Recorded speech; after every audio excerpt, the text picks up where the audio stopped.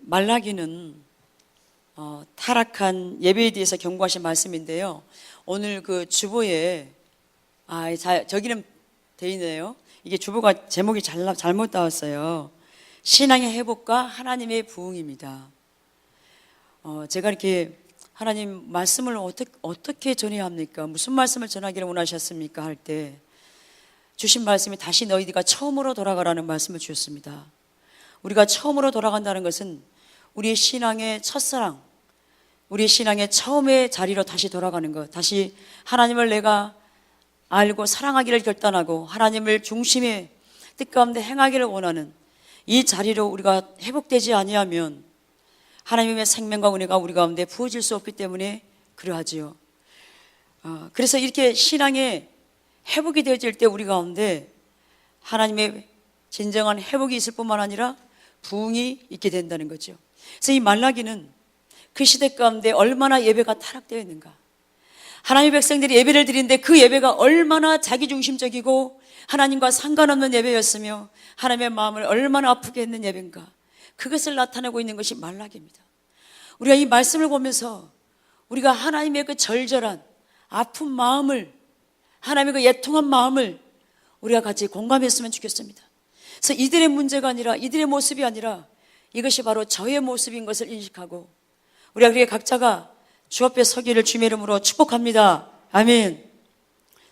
여러분, 신앙이 타락하면 예배도 당연히 형식적이 될 수밖에 없습니다.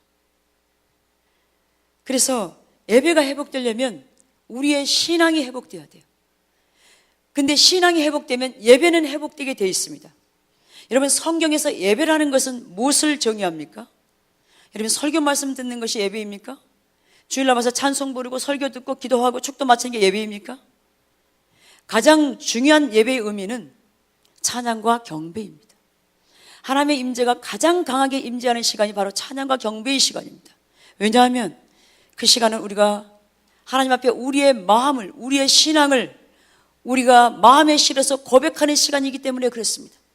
이것은 단순히 노래의 수준이 아니라는 겁니다. 나의 신앙을 하나님께 고백드리는 그 시간이라는 겁니다. 그래서 우리의 찬양과 경배가 우리가 임의로 드릴 수 없는 것이고 우리가 입술로만 할 수 없는 것이 바로 이 문제이기 때문에 그렇습니다. 그래서 우리의 이 예배 회복이라는 것은 우리의 찬양과 경배 모든 전반적인 부분들에 포함되어 있지만 가장 중요한 것은 이거라는 거죠. 그런데 왜 우리 예배가 안 되는가? 왜 우리가 예배를 드리는데 엉뚱한 생각이 들어오고 집중이 안 되고 하나님의 인식이 안 되고 하나님의 사랑이 느껴지지 않는 건가? 일주일의 삶이 우리를 증명하는 겁니다. 여러분, 일주일이 내가 어떻게 살았냐에 따라서 주일날 예배가 결정되어 버리는 거죠. 그런데 하나님이 우리의 예배가 회복되기를 그렇게 원하신다라는 겁니다. 왜요? 우리의 예배가 회복되지 않으니까요. 그래서 우리의 신앙이 회복되지 않으니까요. 그래서 우리의 하나님의 백성들의 근본적인 문제는 하나님의 사랑을 모르는 데서부터 기인된다고 로이드 존슨 목사님 말씀하고 있습니다. 여기 지금 말라기 1장 2절에 하나님은 그들을 사랑한다고 말씀하고 있어요. 그런데 그들은 뭐라고 합니까? 하나님은 우리를 사랑하지 않는다고 이렇게 생각했다는 거예요. 왜요? 환경과 상황을 보았기 때문에 그렇습니다. 여러분, 그들의 상황은 기도의 응답도 없었습니다. 하나님의 인도하심, 하나님의 보호하심, 하나님의 함께하심, 하나님의 도우심, 하나님의 임재 전혀 없었다는 거예요. 여전히 억압 가운데 있었고 여전히 문제와 어려움이 그들을 짓누르고 있었습니다. 그렇기 때문에 하나님 우리를 안 사랑하니까 우리의 기도에 응답이 없구나, 우리가 함께하지 않는구나, 이렇게 생각했다라는 겁니다. 그러면 왜 그들의 삶에 하나님의 응답이 없었을까요? 왜요? 왜 응답이 없었을까요?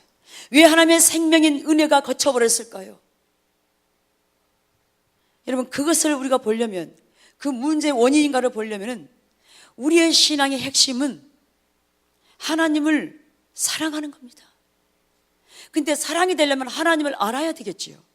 하나님을 모르는데 우리가 어떻게 하나님이 사랑되어지고 하나님의 뜻에 순종이 되겠습니까? 이겨서부터 단추가 잘못 잠겨지니까 신앙이 뒤죽박죽 된다는 거죠. 교회만 왔다 갔다 하는 것이 신앙생활이 아니라는 겁니다.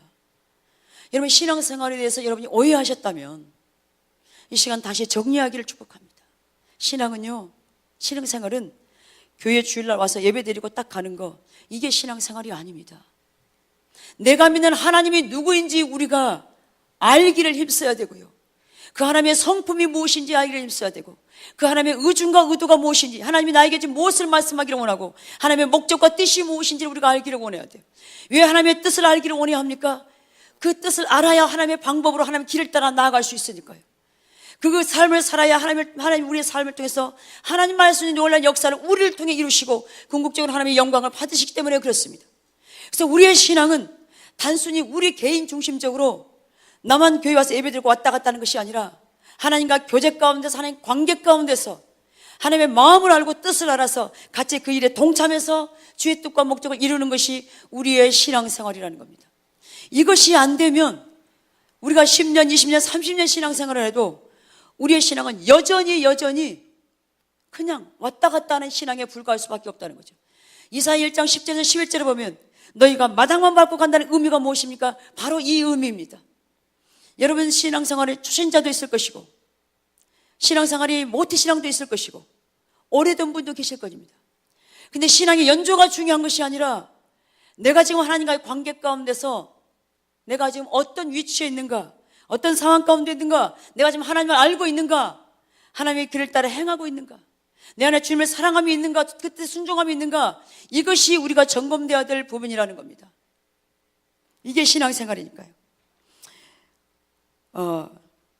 그래서 호세아 6장 6절에도 하나님이 우리에게 원하는 가장 중요한 사실을 말씀하고 있습니다. 나는 너희가 드리는 번제와 제사를 원하지 않는다고 말씀하는 거죠. 예레미야에서도 보면 번제와 제사를 나는 너희에게 드리라고 말하지 않았다고 말씀하고 있습니다. 그런데요, 하나님이 말씀하지 않은 게 아니에요. 하나님의 구약 성경에서는 하나님의 수없이 번제와 제사에 대해서 말씀하고 있습니다. 오늘날 예배에 대해서 말씀하고 있습니다. 너희가 내게 예배하라고 말씀하고 있다는 거예요. 근데 하나님은 왜 그 예배를 받기를 원치 않으신가? 우리의 마음의 자세 때문에 그렇습니다. 우리의 마음의 자세. 하나님이 원하는 것은 나는 너의 마음이다. 다시 말하면 너희가 진정으로 내가 누구인지 알기를 원한다는 거죠. 내가 어떤 분인지 알기를 원한다. 나의 성품이 무엇인지 알기를 원한다. 나의 뜻이 무엇인지 알기를 원한다. 그리고 나를 사랑하기를 원한다. 사랑하면 궁극적으로 하나님 뜻 가운데 순종하게 될 것이니까. 이게 신앙생활이니까요. 여러분 설교는 무엇입니까? 설교는 사람들이 듣기 좋아하는 말을 전하는 게 설교가 아닙니다. 하나님이 우리 가운데 말씀하기를 원하시는 것을 우리가 듣는 것이 설교이죠. 또한 설교자는 그것을 전해야 되는 것이고요. 그러나 사람을 두려워하면, 사람을 의식하면 그걸 전할 수 없습니다. 이 말을 들으면 저 사람이 시험 당하면 어떡할까? 실험은 어떻게 할까? 그것은 사람들의 종이죠. 하나님의 종이 아닙니다. 여러분 누가복음 14장에 보면 수고하고 무거운 짐진 자들 다 내게로 오라, 내가 너희를 쉬게 하리라고. 또 뭐 뭡니까? 너희가 나를 따르라 그래서 나의 십자가를 지라 그러죠. 그 말은 뭡니까? 죽으라는 겁니다. 다시 말하면 나를 사랑하고 하나님의 뜻 가운데 순종하는 삶을 살아라는 거죠. 그런데 우리는 그건 싫어해요. 단순히 수고하고 무거운 짐을 지고 왔으면 주님 해결해 주기만 원한다라는 거죠. 아니요. 주님을 따르는 것은 기꺼이 주의 뜻 가운데 순종하는 삶입니다. 이것이 신앙입니다. 기독교는요, 사람들이 원하는 것을 주는 것이 아닙니다. 하나님이 원하는 길을 제시해서 사람들이 그 길 가운데로 가게 하는 것, 이게 기독교입니다. 아직도 여러분이 신앙생활에 대해서 정리가 안 됐다면 정리하십시오. 내가 하나님과의 어떤 관계에 있고 하나님이 나를 어떻게 평가하고 있는가, 여기에 우리의 초점을 두셔야 합니다. 하나님 나를 어떻게 바라보고 계신지, 나에 대해서 어떻게 평가하고 계시는지. 내 직분이 중요한 게 아닙니다. 목사고 전도사고 뭐 장로 권사, 이게 중요한 것이 아니라는 거예요. 하나님이 지금 나를 어떻게 평가하고 계시고 내가 하나님을 중심에 사랑하고 있고 하나님 뜻 가운데 지금 행하고 있는가, 이게 아니라면 우리는 종교생활에 불과하다는 겁니다. 여러분이 만일 이곳에 오신 여러분들 가운데서 내가 종교생활을 하고 있다라고 것이 정직하게 이것이 보여진다면 이 시간 전환하시기를 축복합니다. 하나님이 왜 지금 이 시점에 다시 너희가 처음으로 돌아가라고 이 말씀을 주셨는가? 여러분이 곰곰이 생각해 보시기를 바랍니다. 이것은 저에게도 해당되고 우리 모두에게도 해당되기 때문에 그렇습니다. 이것이 회복되야만 하나님의 궁극적인 은혜와 생명이 우리 가운데 넘쳐날 수 있기 때문에 그렇습니다. 그래서 여러분, 우리가 무엇보다도 주님을 사랑해야 됩니다. 마태복음 20장에도 주님은 가장 큰 계명이 뭐라고 말씀합니까? 하나님을 사랑하는 거라고 했습니다. 마음을 다하고 뜻을 다하고 성품을 다하고 힘을 다해서 주 너희 하나님을 사랑하라. 이것이 우리에게 당부한 말씀이셨고 이것이 가장 큰 계명이라는 거예요. 우리가 하나님을 사랑하는데 하나님을 믿는데 사랑하지 않는다면 그것이 우리의 온전한 신앙이겠냐는 거죠. 하나님은 왜 우리 가운데 그렇게 하나님을 사랑하기를 원할까? 여러분 고민해 보십시오. 여러분 부부간의 관계 가운데서 가족 간의 관계 가운데서 사랑이 없다면 그거는 무덤이죠. 사랑하지 않는 것은 무덤입니다. 더 이상 부부의 관계도 아니고 자녀와의 관계도 아닙니다. 하물며 하나님을 믿는 우리가 하나님은 먼저 우리를 사랑하셔서 우리를 택하셔서 우리를 구원하셨습니다. 내가 하나님을 알기도 전에. 이게 하나님의 사랑입니다. 근데 그 하나님은 우리에게 그 하나님을 사랑하기를 원하신다는 거죠. 하나님 우리를 사랑하는 만큼 우리는 하나님을 사랑할 수 없습니다. 우리가 어떻게 하나님의 사랑을 따라가겠습니까? 하나님이 우리에게 요구하신 것은 하나님을 사랑하기를 원한다는 거예요. 사랑하는 자가 그 뜻 가운데 행할 것이고 하나님의 일에 동참해서 그 일을 하나님의 일을 우리를 통해서 이루어 가셔서 궁극적으로 하나님의 영광을 받으시기 때문에 하나님 우리를 그 자리로 초청하고 계신다는 거죠. 여러분 시편 23편 말씀 여러분 너무나 잘 아시죠? 거기 1절에 여호와는 나의 목자라고 다윗이 고백하고 있습니다. 다윗의 진정한 목자는 하나님이셨다는 거예요. 다윗은 그 하나님의 양이었다는 겁니다. 이게 어떻게 가능합니까? 다윗이 지속적으로 하나님을 추구하고 찾는 친밀한 관계 안에 있었기 때문에 진정한 목자와 양의 관계가 되어졌다는 겁니다. 여러분 목자는요 양의 뒤에 가는 법이 없습니다. 항상 앞서 가십니다. 가서 어디에 풀이 있는지 어디에 물이 있는지 어디로 이것을 이끌어 가야 될지를 안다라는 거죠. 그래서 그곳을 먼저 정탐한 후에 양을 그곳으로 이끌어 가는 거죠. 앞서서 이끌어 가십니다. 그게 목자와 양의 관계입니다. 그렇기 때문에 우리는 하나님과 이 관계 안에서 그분을 따라가는 것이 우리의 신앙생활이라는 겁니다. 아멘 되십니까? 근데요 너무 조용히 앉아 계시면 설교하는 사람들도요 이걸 이해를 하는지 동의를 하는지 잘 몰라요. 오죽하면 제가 수요일날 성경 공부 때요 아멘 훈련을 시킨 거 아니에요? 아멘 하면요 먼저 우리 영이 이게 화답하죠. 우리 영이 소생돼요. 여러분 속으로 아멘 하면 돼. 물론 그럴 수 있어요. 여러분 부부간의 관계에도 무슨 뭐 사랑한다고 말하면 되냐 눈으로 말하면 되지. 여러분 눈으로 말하는 거하고요 말하는 거하고 달라요. 여러분 정말 이게 하나님의 기준인 것 같고 맞는 거면 아멘 하십시오. 아멘 하시길 축복합니다. 아멘. 얼마나 좋습니까? 저도 힘이 나잖아요. 앞에 설교하는 사람이 있는데 가만 잠잠히 있으면 이게 도대체 알 수가 없어요. 예. 여러분 다윗 왕이 그렇게 하나님을 추구하고 나갈 때 그가 어떻게 고백합니까? 여호와는 나의 목자신 내게 부족함이 없다고 고백했을 뿐만 아니라 하나님이 나의 산성이시요 요새시요 방패라고 나의 보호막이라고. 그가 하나님과 친밀한 관계 안에 있을 때 그가 어떤 처지와 상황 가운데 있을지라도 그 상황이 힘들고 어려웠어요. 죽을 고비가 있었어요. 쫓김을 당하고 있었어요. 그런데도 그가 주님을 의지했을 때 그런 가운데서 주님을 추구했을 때 하나님이 항상 그와 함께하는 것을 그는 경험했다는 거예요. 진정한 보호자와 산성되신 것을 그는 경험했다는 겁니다. 이게 다윗의 고백이 아니라 우리의 고백이 되기를 원하는 것이 하나님의 마음인 것을 여러분 우리가 알기를 주님으로 축복합니다. 그 자리로 우리를 초청하고 있다는 거예요. 다윗 왕만 이 고백이 아니라 우리에게 그것이 고백되어지기를, 이것이 내가 하나님을 경험했을 때 이것이 고백되어지는 것처럼 우리를 그 자리로 초청하고 있다는 겁니다. 근데 우리가 이렇게 하나님을 추구하는 자리에 있지 않으면 순간 어려우면 우리는 불평하고 낙심합니다. 그리고 모든 문제를 상대편에게 돌려요. 그 사람 때문에 이렇게 문제가 생겼다고. 우리의 모습을 못 본다라는 거예요. 여러분, 환경 가운데 우리 가운데 문제가 있다면 궁극적으로 그 뒤에 하나님이 계신 걸 보셔야 합니다.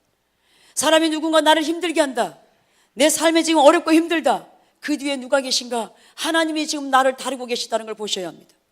어떤 사람이 나를 힘들게 한다면 그 사람 뒤에, 그 사람 배후에 주님이 계셔서 나를 지금 다루고 계시구나, 내가 그 앞에서 엎어져서 깨뜨려지기를 원하는 주의 마음을 우리가 보셔야 된다는 겁니다.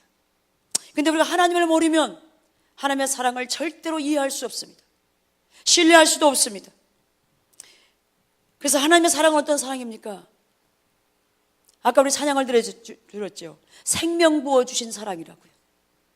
심장의 기능이 안 좋은 사람이, 간의 기능이 안 좋은 사람이 이식받지 않으면 죽을 수 있어요. 근데 죽어가는 그 사람에게 심장과 간을 이식해줘서 살려놓은 것이 바로 하나님의 사랑이라는 겁니다. 아니, 그 이상의 사랑이죠. 그 이상의 사랑입니다. 이게 주의 사랑이라는 거예요. 근데 이 사랑으로 주님은 우리를 사랑하고 계신다는 겁니다. 그러면서 이 사랑으로 우리를 사랑하시면서 주님이 뭘 말씀하시냐면, 신명기 30장에 보면 두 가지를 딱 우리에게 제시해 놓고 너희가 선택하라고 말씀하고 있습니다. 생명과 복을 택할 것인가, 사망과 저주, 그 화를 택할 것인가, 너희가 선택하라는 겁니다. 우리가 선택하라는 겁니다.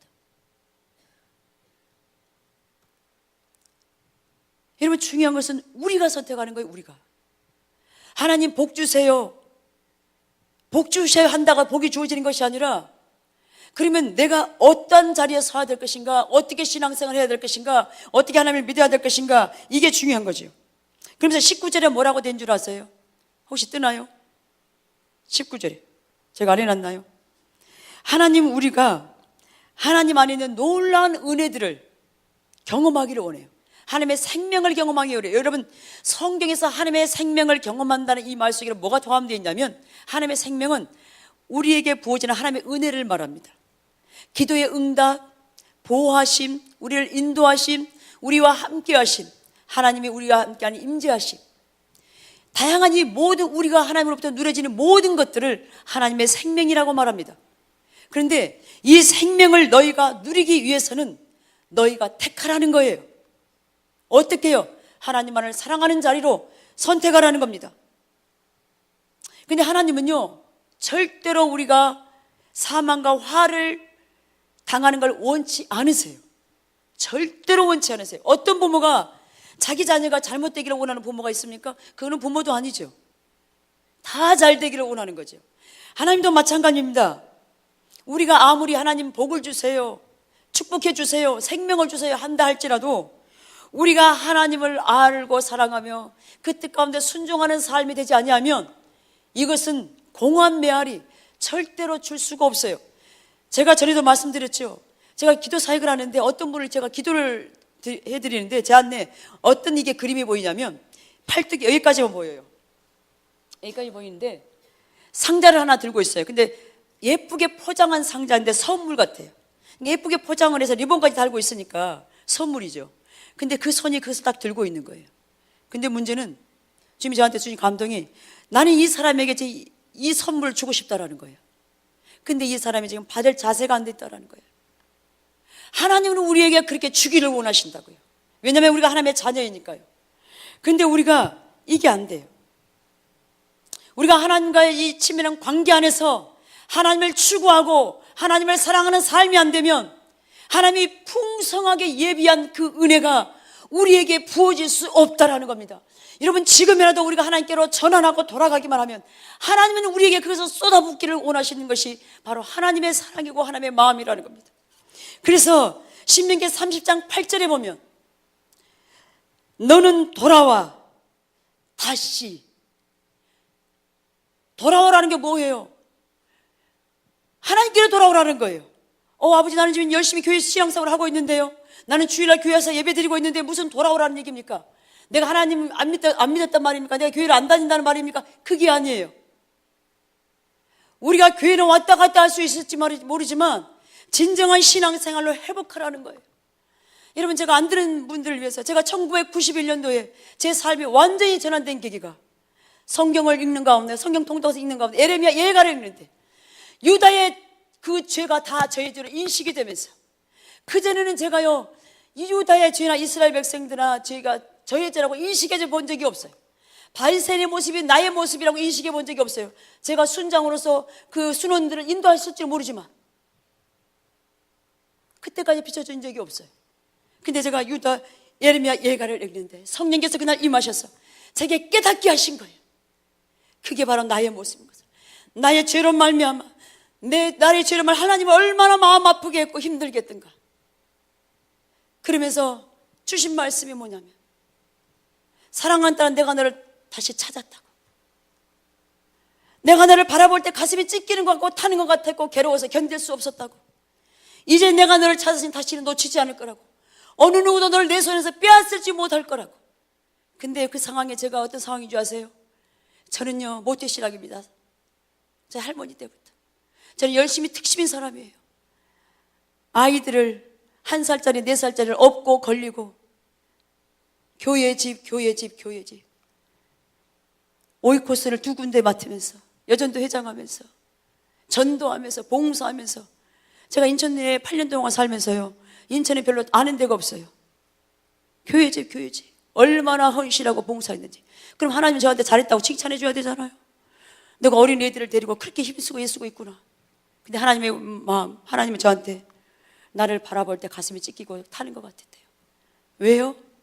그리고 저를 이제 다시 찾았대요. 저는 그러면서 제가 그래서 하나님, 제가 이거 이해할 수가 없습니다. 저는 이 말씀을 용납할 수가 없습니다. 그랬어요. 교회에서도 인정받고 목사님도 인정하는 기도대장이라고 사람들이 믿음 좋다고 칭찬해 줬는데 하나님의 평가는 완전히 반대니까 하나님 이게 무슨 뜻입니까? 제가 납득할 수 있도록 설명을 해주세요. 그때 주신 말씀이 너는 너의 직분에 충실했다고. 너는 나와의 깊은 만남보다도 그 사귐보다 나의 마음을 더 알기보다도 내가 맡아진 그 일에 더 다시 말해 하나님과 친밀한 관계보다도 나는 내게 맡겨진 어떤 종교 생활에 더 열심히 했다는 거예요. 그러니까 보여지는 어떤 열매들이 있을 수 있습니다. 그러니까 사람들은 좋은 평가를 하실 수 있지만 하나님은 저에게 원하신 것은 다 내가 주님을 사랑하는 자리에 주의 뜻을 알고 더 그 묻고 행하는 자를 더 저를 초청하는 거죠. 그러니까 저에게는 그것이 엄청난 은혜죠. 그래서 깨닫게 해주셨다는 게. 저는 그게 신앙생활 잘한다고 착각했는데 마치 바리새인들처럼 이스라엘 백성들처럼 그렇게 착각하고 살고 있었는데 어느 누구도 내 신앙이 잘못됐다고 말해준 사람이 없었는데 그날 성령께서 저에게 깨닫게 하신 것이 다시 저를 죽기로 회복하기를 원하신 거예요. 그때 제가 그랬어요. 하나님, 제가 다시 시작하겠습니다. 이게 바로 이 신명기 30장 8절에서 말씀이 맞습니다. 너는 돌아와 다시 그 모든 명령을 행할 것이라. 여호와의 말씀을 청종하고 내가 오늘 내게 명령하는 그 모든 명령을 행할 것이라. 신명기 30장 20절에도 내 하나님 여호와를 사랑하고 그의 말씀을 청종하며 또 그를 의지하라. 왜 그를 의지하라 그럽니까? 그분이 우리의 생명이기 때문에, 그분이 우리의 전부이기 때문에요. 그래서 장수시니 여호와께서 내 조상 아브라함과 이삭과 야곱이 주시리라고 맹세하신 땅에 내가 거주하리라. 우리가 하나님께 다시 돌아가고 우리의 신앙을 다시 회복하고 하나님을 사랑하고 말씀을 청종하고 의지할 때 하나님이 진정으로 우리의 생명이 되어주겠다는 얘기입니다. 하나님이 우리 가운데 진정 은혜를 부으시고 우리와 함께 하시고 우리를 도우시고 인도하시고 은혜를 베푸시겠다는 말입니다. 아멘이십니까? 어떻게 할 때요? 우리가 다시 주께로 돌아갈 때, 내 신앙을 볼 때, 내가 볼 때 이게 아니에요. 이게 아닌 것이 우리가 깨달아지기를 축복합니다. 이것은 저도 예의가 아닙니다. 우리 모두가 다시 회복해야 합니다. 다시 돌아가야 된다는 거죠. 우리가 요한복음 10장에도 내 양은 내 음성을 듣는다 그랬죠. 우리가 정말로 구원받은 하나님의 백성이라면 우리는 하나님의 양입니다. 그리고 우리는 하나님의 음성을 들어야 되고, 또 우리는 나를 사랑하는 자는 내 계명을 지킬 거라고 말씀했는데, 우리가 정말 하나님의 양으로서 하나님의 사람으로서 하나님을 사랑하면 하나님의 뜻 가운데 행하려고 몸부림칠 겁니다.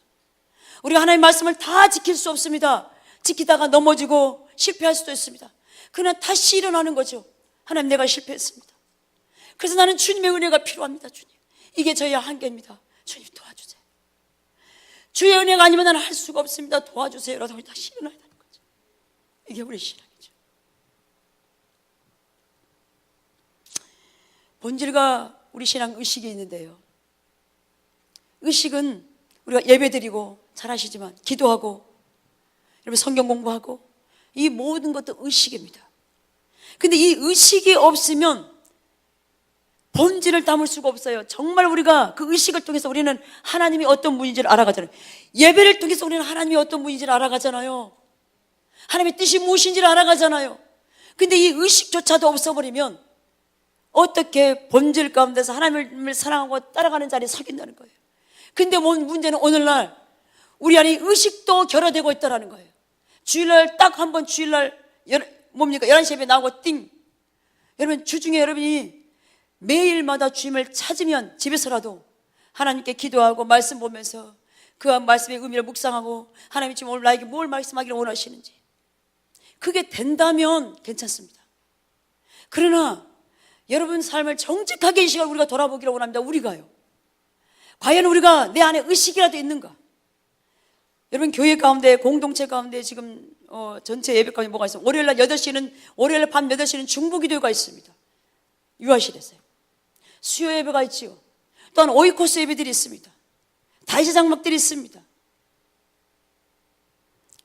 여러분 새벽 기도가 있습니다.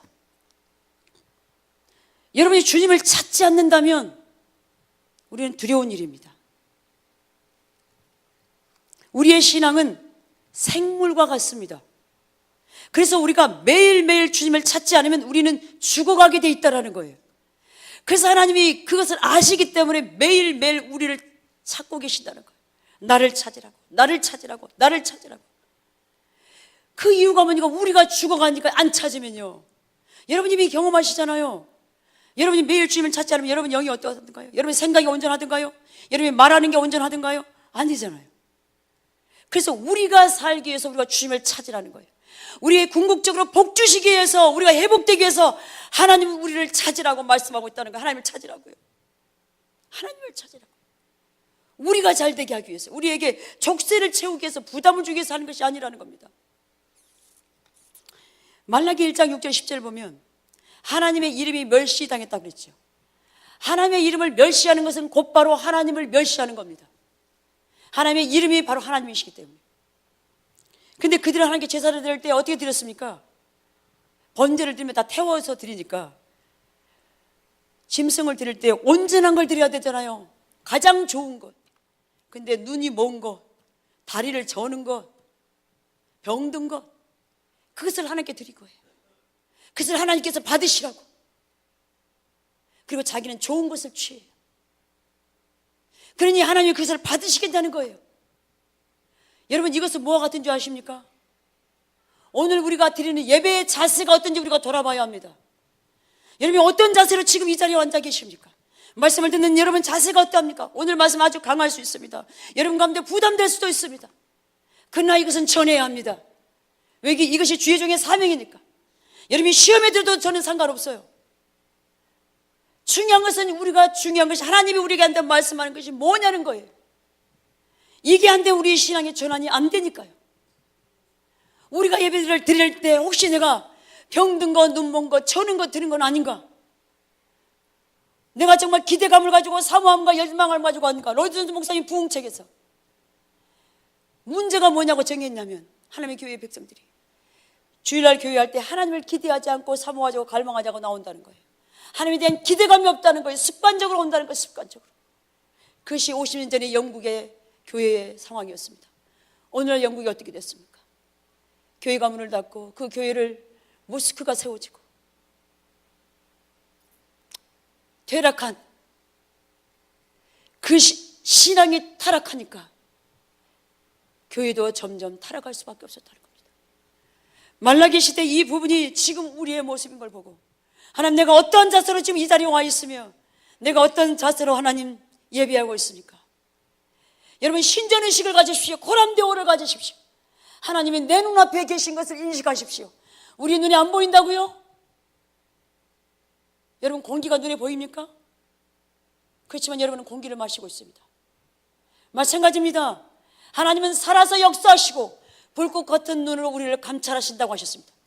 우리의 머리털 가지고 재시고 우리 안고 일어섬을 하시고 우리가 어떤 생각을 하고 어떤 의도로 내가 사람들에게 잘해주는지 그것까지도 다 알고 계시다는 거죠. 그 하나님 앞에 우리가 경외함으로 서야 된다는 거죠. 이 자세가 없는 것이 바로 하나님을 멸시하는 거죠. 근데 문제는 우리는 하나님을 멸시하고 있다는 것 자체도 우리는 모르고 있다는 겁니다. 그러니까 우리의 신앙이 형식적이 될 수밖에 없고 습관적이 될 수밖에 없고 우리의 신앙이 타락할 수밖에 없다는 겁니다. 하나님 그래서 그 예배를 안 받고 싶다라는 거예요. 우리는 내가 오늘 주일이니까 예배드렸다 말할지 모르지만 나는 너의 예배를 받지 않았다고 말씀한다는 거죠. 이사야 1장 10절에서 15절에서 하는 말씀하기를 수많은 제사가 드려졌죠. 수많은 기도가 있었고 수많은 헌금이 있었습니다. 그러나 너희 손에 피가 가득하고 나는 그 예배를 받지 않겠다고. 오히려 그것이 하나님을 분노케 했다라는 거예요. 우리의 예배가 하나님을 분노케 할 수 있다는 걸 아십니까? 우리의 마음의 중심이 안 들어지면 우리 하나님의 마음을 우리가 분노케 하는 거라고요. 근데 우리가 그걸 깨닫지를 못해요. 여러분이 누군가의 여러분 말을 하는데 그 마음에 담아지지 않는 입에 발린 말을 여러분한테 한다고 합시다. 여러분이 그걸 알면 여러분이 기분 좋을 사람이 어디 있습니까? 하물며 하나님이겠습니까? 우리 모두 생각까지 감찰하신 분인데 그분이 왜 우리의 삶 가운데 지금이라도 역사하지 못하겠습니까? 우리가 하나님 앞에 예배가 안 되기 때문에 그렇죠. 우리의 삶이 안 돼서 그렇죠. 그런데 우리가 이렇게 예배드리면서도 하나님을 아버지라 그러고 주라고 부릅니다. 그래서 문제만 있으면 하나님 도와달라고, 하나님 해결해 주세요, 하나님 복 주세요 이러고 있습니다. 나는 하나님 앞에 온전한 예배를 드리지 않으면서 하나님 관계는 이미 깨져 있는데도 불구하고 문제만 있으면 하나님께 손 벌리고 있는 거예요. 마치 종교생활 하는 사람들처럼, 부처한테 가서 비는 사람들처럼. 그런데 우리는 인격체이신 하나님을 믿습니다. 우리는 만들어놓은 돌부처를 믿는 게 아니라는 겁니다. 예단을 믿는 게 아니에요. 우리는 살아계신 하나님을 믿는 거예요. 그분은 인격체예요. 그분은 우리와 교제하기 원하세요. 우리하고 사귀기 원하고 우리 가운데 하나님의 마음을 알리기 원하고 하나님의 뜻을 알리기 원하고 대화하기 원하세요. 근데 우리는 그걸 차단시켜버려요. 그리고 내가 원하는 것만 계속 얘기하고 있어요. 하나님의 말씀은 틀리려고 하지도 않아요. 그러니까 어떻게 교제가 되겠습니까? 그러니까 어떻게 우리의 문제를 볼 수 있겠냐는 거죠. 또 의식마저 없는 게 뭡니까? 여러분 말라기 3장에 보면 헌금에 대해서 나오고 있습니다. 여러분 하나님이 우리 주인이신 걸 여러분 동의하십니까? 예, 동의하셨습니다. 그렇다면 우리가 하나님 말씀에 순종하는 뜻 가운데 살아야 되는 이 부분이 우리가 돼야 되겠죠. 근데 하나님 우리 삶의 주권 되시고 주권자 되신 것을 우리가 인정하면 당연히 하나님 말씀에 순종하는 삶을 살아야 됩니다. 근데 이런 부분은 아직 광범위할 수 있지만 그 중에서도 가장 중요한 부분이 있습니다. 기본적이고 중요한 게 뭡니까? 주일 성수와 10의 1조 이 부분입니다. 하나님을 아버지라고 부르면서 주님이라고 부르면서 내가 주일을 지키는 것을 소홀히 여긴다, 주일을 빠져놓고도 그럴 수 있지 라고 여기고 있다면 여러분 다시 고민하셔야 합니다. 그건 아닙니다. 왜 하나님이 주일을 우리 가운데 지키라고 그랬습니까? 여러분 출애굽기에 20장에 보면 하나님이 주일을 구별하여 거룩히 지키라고 그랬죠. 왜요? 그때 우리 복 주시기 위해서. 주일을 우리에게 지키는 건 우리에게 복 주시기 위함이에요. 여러분 아십니까? 하나님은 성경 곳곳에 얼마나 내 백성들한테 복을 주기를 원하는지. 왜냐하면 그 뜻 가운데 살아야 하나님의 복이 임하기 때문에 안식일을 주일을 구별하여 거룩히 지키라고 분명히 말씀하고 있습니다. 근데 주일을 빠져먹고 내 일 있으니까 빠져먹고 대충 넘어가면서 그것을 그냥 별 대수롭지 않게 키웠다면 정말 우리의 믿음이 심각한 겁니다. 또 하나는 10의 1조입니다. 우리에게 주신 모든 물질은 하나님의 것인 것을 동의하십니까? 많은 분들이 동의를 안 하시는군요. 다시 한번 여쭙겠습니다. 여러분이 주신 생명, 시간, 물질, 모든 것, 달란트들 하나님의 것인 걸 동의하십니까? 그렇다면 그것은 하나님께 드려야 합니다. 내 것이 아니라는 겁니다. 하나님의 주권 앞에 내가 내어드려야 합니다. 거기에요. 우리가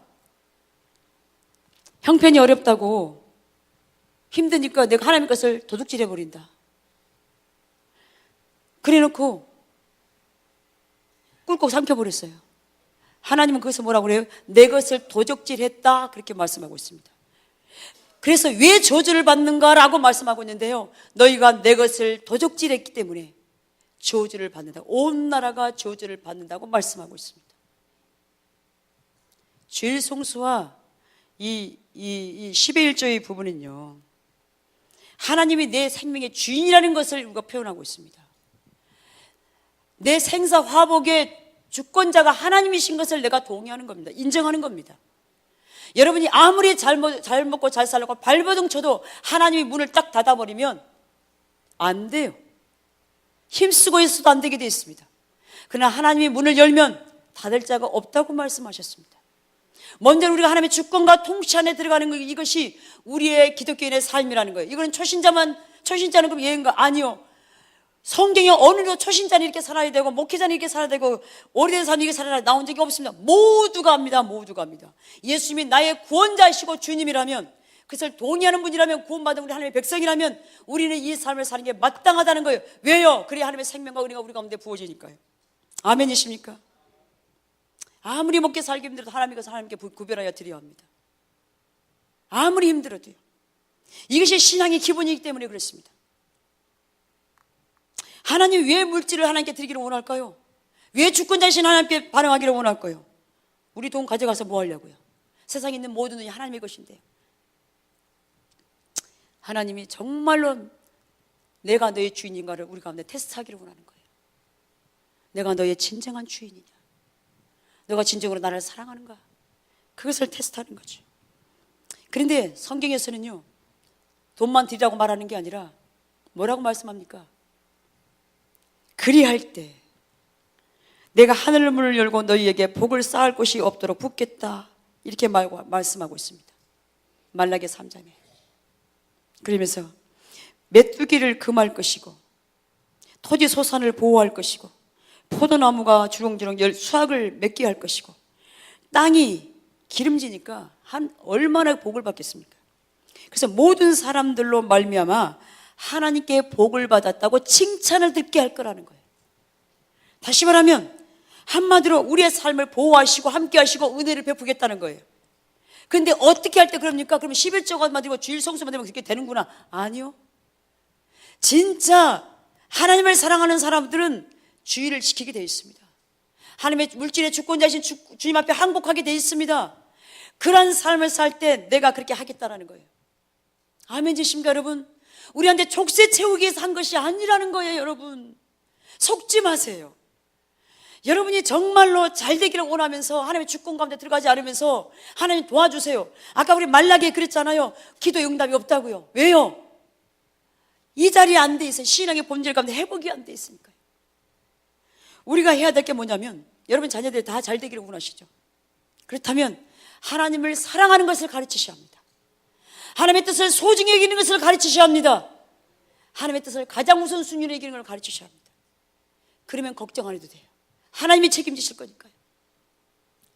잘 벌고 잘 살아라, 잘 먹고 잘 살아, 이걸 말하기 전에 이걸 가르쳐야 돼요. 물고기 잡는 법을 가르쳐야 되는 것처럼 이걸 가르치면요, 돼요. 됩니다. 되게 돼 있어요. 염려하지 않아도 돼요. 그러면 그 자녀들이 주님이 사랑하는 자리로 가게 돼 있으니까요. 그러면 하나님이 뒷받침하게 돼 있으니까요. 아멘. 그래서 여러분, 이 주일 성수의 부분을 여러분 소홀히 여기지 마십시오. 저희 아이가 고등학교 때 대학교 면접이 있었습니다. 근데 그게 주일날이었어요. 그때는 일부 예배도 있는 것이 아니었기 때문에 남편과 제가 가지 마라 그랬습니다. 근데 그 아이도 순종했어요. 대가 지불이죠. 면접 봤으면 합격했을 거라고 저는 생각해요. 대가 지불했습니다. 그리고 저는 신뢰했습니다. 하나님의 뜻이 가장 우선순위다. 하나님 기뻐하신 것이 뭔가 그걸 정하는 거예요. 그리고 주님을 기다리는 거죠. 하나님이 가장 최선의 대학으로 인도하셨습니다.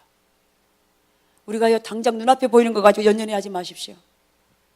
사단은 눈앞에 보이는 걸 가지고 우리를 유혹합니다. 이렇게 하면 너가 힘들어, 이렇게 부담되잖아, 이렇게 하면 손해보잖아, 이러면 속지 마십시오. 하나님 뭐라고 말씀하는가, 거기에 우리가 보셔야 합니다. 아멘. 그래서 하나님의 백성들 순간순간 이렇게 우리를 테스트하는 거죠. 너의 삶의 우선순위가 무엇인가? 나냐, 네가 추구하는 것이냐, 네가 원하는 것이냐, 뭐가 너의 삶의 우선순위냐, 이렇게 우리 가운데 묻고 계시는 거죠. 여러분, 부모님을 섬기는 것도 마찬가지입니다. 여러분이 힘들다고 부모님을 섬기는 걸 소홀히 하지 마십시오. 없으면 없는 대로 우리는 살 수 있습니다. 없으면 없는 대로 사라져요. 저희가 신학교 때 하나님이 그 감동 주셨을 때 전도사 사례비가 얼마나 되겠습니까? 4명이 다 학생인데. 그런데 하나님의 마음을 주실 때 기꺼이 제가 결단한 게 없으면 없는 대로 살면 된다, 그거였습니다. 그러니까 정말 없으면 없는 대로 사라져요. 그리고 하나님의 모든 걸 채워가세요. 우리가 하나님을 섬기면서 부모님을 섬기지 않는다, 이건 말이 안 됩니다. 여러분이 섬기셔야 합니다. 필요를 채워주십시오. 많은 것이 아니라 할지라도 물질로, 마음으로, 여러분이 육신적인 것으로 채우셔야 합니다. 공동체 안에도 그게 마찬가지죠. 서로의 필요가 보이면 여러분이 채우십시오. 여러분, 남을 구제하는 것은 성경에 하나님께 구워주는 거라 그랬죠. 하나님이 우리한테 빚을 졌다는 얘기예요. 근데 하나님은요, 빚 지고는 못 사시는 분이거든요. 그걸 빨리 갚아야 돼요. 하나님은 성경에서 빚을 지지 마라 그랬잖아요. 근데 하나님이 우리한테 빚을 지고 견디겠습니까? 하나님이 우리한테 빚지기를 축복합니다. 그게 바로 여러분이 감동할 때 구제하고 섬기십시오. 그것은 결국은 여러분 가운데 그것이 다시 돌아오기 때문에 그렇습니다. 근데 우리가 이 하나님을 추구하고 사랑하는 이 본질 가운데 안 쓰면 심판이 따른다는 게 문제가 있다는 거죠. 이 심판은 다른 암 걸려서 죽고 교통사고 죽고 이게 아니라, 물론 어떤 내 삶이 안 되는 부분 있지만 아까 말한 하나님의 생명이 우리 가운데 거쳐버린다는 거예요. 하나님의 은혜, 보호하심, 인도하심, 함께하는 이 모든 것들이 거쳐버린다는 거예요. 없다라는 거예요. 아무리 기도해도 응답이 없고 하나님이 함께함이 안 느껴지는 거죠. 하나님의 도우심이 없는 거죠. 우리가 하나님을 사랑하지 않으면 하나님이 그것을 거두어 가신다는 겁니다. 그래서 우리의 신앙은요, 하나님과 친밀한 관계 안에서 다 그분을 알아가고 그 뜻 가운데 순종해 가려고 몸부림치는 게, 주님의 품에 안길 때까지 그렇게 주의 뜻을 따라 순종해 가면서 주의 목적을 이루어 가다가 우리를 부르셨을 때 착하고 충성된 종이라고, 내가 작은 것을 너에게 맡겼는데 많은 것을 내가 남겼다고, 이 한마디면 우리는 족하잖아요. 내가 너를 통해서 나의 뜻을 이루었다고, 목적을 이루었다고, 내가 이 땅 가운데 너를 보내신 목적을 내가 이루었다고, 이 한마디면 우리는 족하잖아요. 여러분, 우리가 언젠가 주님 앞에 설 텐데 여러분은 어떤 평가를 듣기를 원하십니까? 너 뭐 하다고 왔냐 보면 나 열심히 먹고 살다고 왔다고. 그건 아니잖아요. 그건 아니잖아요. 우리 각자는 다 하나님 목적을 가지고 이 땅에 보내셨습니다. 목적이 있다고요. 보내신 목적이 있다고요. 근데 그 목적과 뜻을 우리가 이루다가 주님 품에 가되는 것이 우리의 신앙이라는 거죠. 여러분, 하나님 앞에서 잠잠히 기다리십시오. 하나님을 찾으십시오. 찬양과 경배로 마음껏 여러분의 그 신앙을 주에게 고백해드리고 마음을 올려드리고 그렇게 예배하십시오. 그리고 기도하십시오. 말씀을 묵상하시면서 읽으십시오. 주의 뜻과 우정을 알기를 구하십시오.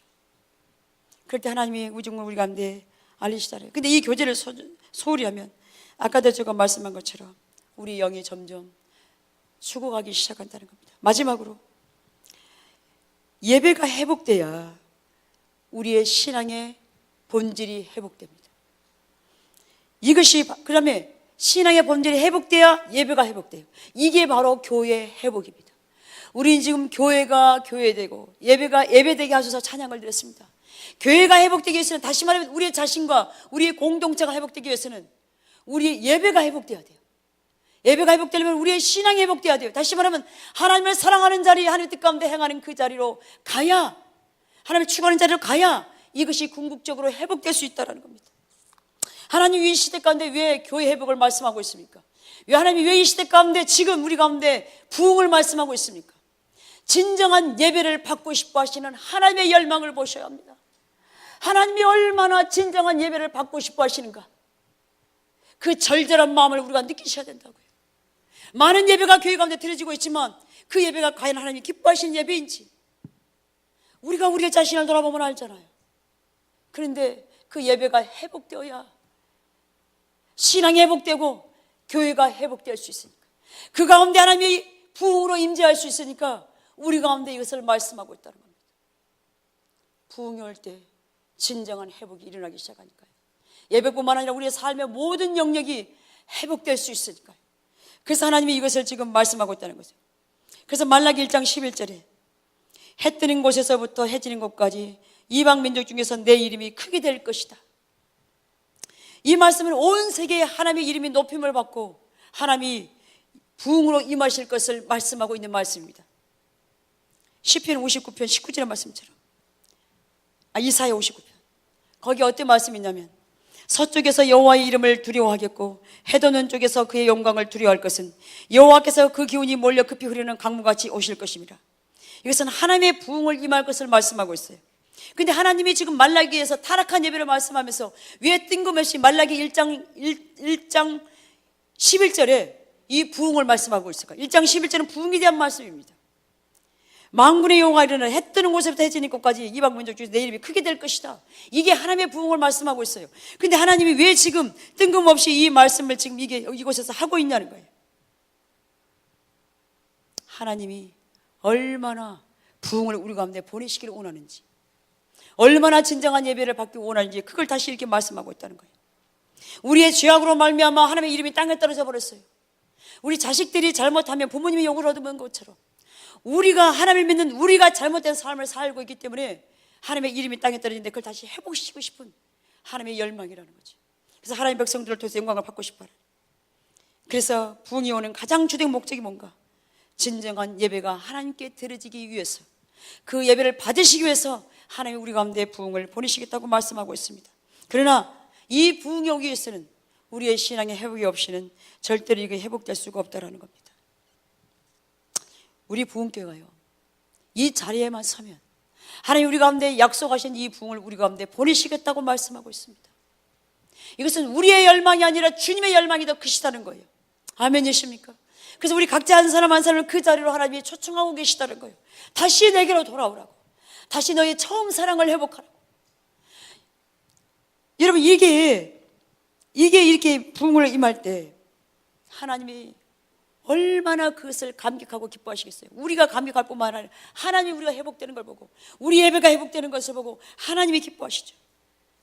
그래서 우리가 지금은요, 아무것도 보이지 않고 잡히지 않는 것 같다 할지라도 우리의 모든 것 되시는 주님만을 우리가 바라보고 그 뜻 가운데 한 걸음 한 걸음 반응하여서 하나님을 사랑하는 원래의 그 자리, 처음 보았던, 마음 주었던 그 자리, 처음 하나님을 사랑했던 그 자리, 다시 우리가 그 자리로 돌아가야 된다는 거죠.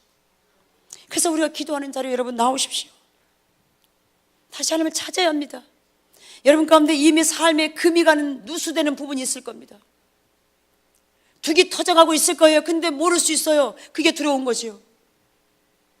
여러분을 다루시는 여러 가지 문제가 있잖아요. 직장에서, 삶에서, 가정에서. 근데 그것을 간과하지 마십시오. 때가 되면 잘 되겠지라고 하지 마십시오. 그 둑이 더 터지기 전에 우리가 하나님 앞에 엎드리는 거. 하나님, 내가 무엇이 문제입니까? 내 삶에 무엇이 문제입니까? 하나님, 저의 문제가 무엇인지를 포기해달라고. 내가 하나님을 너무나 사랑하지 않았는데 다시 회복시켜달라고. 다시 그 자리에 우리가 돌아가야 된다는 거죠. 예. 그래서 하나님은요, 결론은요, 하나님은 저와 여러분을 통해서 진정한 예배를 받으시기 원하십니다. 우리의 신앙이 다시 회복되기를 원하십니다. 내가 누구인지 알기를 원한다. 나의 뜻이 무엇인지 알기를 원한다. 그래서 그 길 가운데 행할 때 내가 너희 가운데 성경이 약속한 모든 복을 내가 너희에게 부어줄 거라고. 하나님이 그것을 주지 못해서 안달이신 분이 아버지시잖아요. 이건 기복주의가 아닙니다. 하나님이 얼마나 우리를 사랑하시면 그렇게 우리 가운데 큰 놀라운 은혜와 복을 주기를 원하는가. 이게 우리 아버지라는 거예요. 우리가 하나님을 알아야 돼요. 어떤 분이신지를. 그래야 내가 그분을 신뢰하시고 믿을 수가 있잖아요. 근데 하나님은 그런 신실하시고 좋으신 하나님이시라는 겁니다. 근데 이 하나님이 우리의 삶 가운데 회복되기 위해서는 우리의 예배가 회복되고 우리의 신앙이 회복되어야 된다는 거죠. 그 자리에 갈 때 하나님 우리의 모든 삶을 다시 만드시고 다시 추스리시고 다시 싸매시고 그렇게 치유하시고 회복하실 것입니다. 우리 모두가 다시 그 자리로 다시 서시기를 주 예수 그리스도 이름으로 축복합니다. 아멘.